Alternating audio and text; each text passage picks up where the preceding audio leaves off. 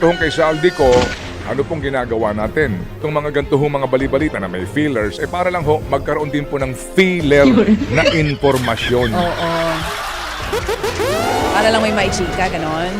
Para Sorry lang may po. masabi. Anyway. Meron na siyang feelers na through sa mga ibang pare na kilala niya. Magagalak po kami kung yan po ay maisasakay nyo pabalik ng eroplano o ano man pong sasakyan niya. Kahit mag-magic carpet siya pabalik ng Pilipinas, makabalik lang po siya na magkaalaman na po tayo. Yun lang ang sa atin dito. Kahit walis tingting ang sakyan yan eh. Yes, sir. Kasi hindi namin maramdaman na parang desidido kayo sa paghahanap. Parang wala nang ginawang aksyon na after nung, ano ba, nakipag-ugnayan na ba sa International Police? Okay? Para Sorry lang may po. masabi. Anyway, di ba, para po sa amin dito, sige po. Tama. Gawin nyo na, may magkano ang intelligence fund ng Presidente, ng DILG, PNP, NBI, DOJ, o dito kay Atong Ang, 10 million po sa mamanggagaling yung pera. Malamang po galing sa intelligence fund yan. Anyway, go ahead. Sige po, pera pa din po ng bayan yan. Hindi na hubali para mahuli po yung taong yan. Para ho sa katarungan ng mga sinasabing biktima itong mga missing sa bangeros na ito. Right? So itong kay Saldi ko, ano pong ginagawa natin? Praise God, baby girl! Mukha daw pong nagparamdam. Ha? May paramdam daw. Ang Sino? salita nga na ginamit ay may feelers daw. Feelers. Oo, yun ang sinasabi ni DILG Feelers. Secretary John Vic Remulla. #feelers. Nagbigay ng feelers. Oo. Ano daw ba itong fillers na ito? Iba kasi sa mga babae na gusto magpabata ang fillers. Nilalagay yan sa mukha nila. Nilalagay Oo. sa... Hindi ko alam eh kung paano. Nilalagay sa labi. Hindi. Oo nga, pampakapal. Oo. Fillers. Correct. Meron din namang naglalagay sa mukha. Pampakapal din ang mukha. Ay, hindi pala, pampabanat pala ng mukha. Okay, Pero easy. ito ibang feelers to. Uh-huh. Feelers, dahil ang sinasabi nitong si DILG Secretary John Vic Remulla, Uh-huh. ito nga daw si dating Congressman Zaldico ay parang nagpadala ng feelers na gustong makipag-usap sa kanya. Oo, meron daw siya kakilalang pare, nakakilala rin ni Zaldico at gusto daw ng dialogo ni Zaldico. Dialogue? Kay DILG Secretary. Oo. Sa Hindi kanya- pala sa sa kanya, kanya? sa ombudsman. Anyway. Sa akin naman kasi, hindi pa.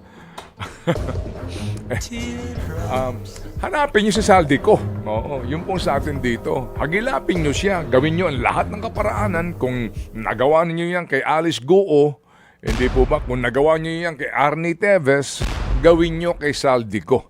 Yung mga feelers na ganyan, palamuti na lamang yan with all due respect. Anong sinasabi ng kanyang abogado? Pero iba ang sinasabi. Naglabas po ng kanyang abogado po ng statement.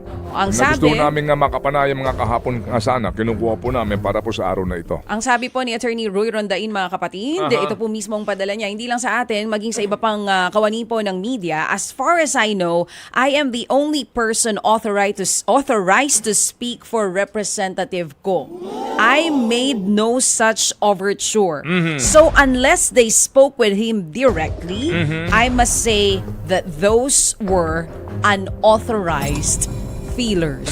So, taliwas sa sinasabi nitong si DILG Secretary John Vic Remulla. Kumbaga, kung gusto man daw nitong si Zaldico na makipag-usap, dadaan talaga lagi sa kanya at wala din daw siyang ganung ginawa. No? Wala siyang ganung aksyon na ginawa. Kasi nga, tayo pong lahat ay nag-aabang. Tayo pong lahat gusto na nga po na mapabalik na yan si Saldico dito na magkaalaman po tayo at maramdaman natin yung sinseridad ng gobyerno. So itong mga ganito mga balibalita na may feelers, para lang ho, magkaroon din po ng feeler na informasyon. Oo. Para lang may maichika, ganon. Para Sorry lang may po. masabi. Anyway, di ba, para po sa amin dito, sige po. Tama. Gawin nyo na, magkano ang intelligence fund ng Presidente, ng DILG, PNP, NBI, DOJ, o dito kay Atong Ang, 10 million po sa mamanggagaling yung pera. Malamang po galing sa intelligence fund yan. Anyway, go ahead. Sige po, pera pa din po ng bayan yan. Hindi na hubali para mahuli po yung taong yan. Para ho sa katarungan ng mga sinasabing biktima itong mga missing sa bangeros na ito. Right? So itong kay Saldico, ano pong ginagawa natin? Magagalak po kami kung yan po ay maisasakay nyo pabalik ng eroplano o ano man pong sasakyan niya. O kahit mag-magic carpet siya pabalik ng Pilipinas, makabalik lang po siya na magkaalaman na po tayo. Yun lang ang sa atin dito. Kahit walis tingting ang sakyan yan Yes, sir. Kasi hindi namin maramdaman na parang desidido kayo sa paghahanap. Parang wala nang ginawang aksyon na after nung, nakipag-ugnayan na ba sa International Police? Okay, May sige. tugon na ba? Opo. Well, mga kapatid, sorry po, muli ako po hihingi na pangunawa sa inyo kasi ang laman ngayon ng balita, lahat kayo, makinig po kayo, ang laman ng lahat ng balita, politika at usapin po ng korupsyon at problema ng bayan. Sorry po, yan po at yan ang laman magmula po last year. Ano po hanggang ngayon, yan pa rin po at yan ang laman po ng balita. And definitely po, ito po ay bubukol sa ating pong kabuhayan at ekonomiya, itong problema po natin politikal. So today, meron pong isang maghahain po ng isa pang impeachment complaint laban kay Pangulong Bongbong Marcos Jr. Yung una pong impeachment na i-forward na daw po sa tanggapan ni Speaker.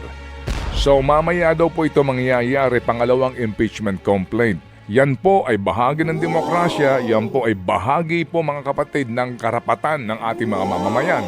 Yun lamang pong unang impeachment complaint, kami po ay nakailang tawag na dito po sa party list na ito. Anong kanyang pusong mamon? Anong kanyang party list? Ano yung pusong mamon? Ay, Saan mo nakuha? Pusong Pinoy. Ay.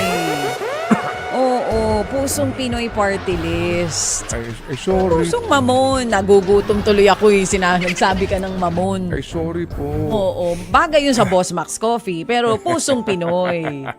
Oh. Itong pusong, ano man pong pusong ito, kung may puso man siya, panay ang tawag namin sa kanya. Hindi kami sinasagot at yung mga telepono ho yata. Anong sabi Dimpy?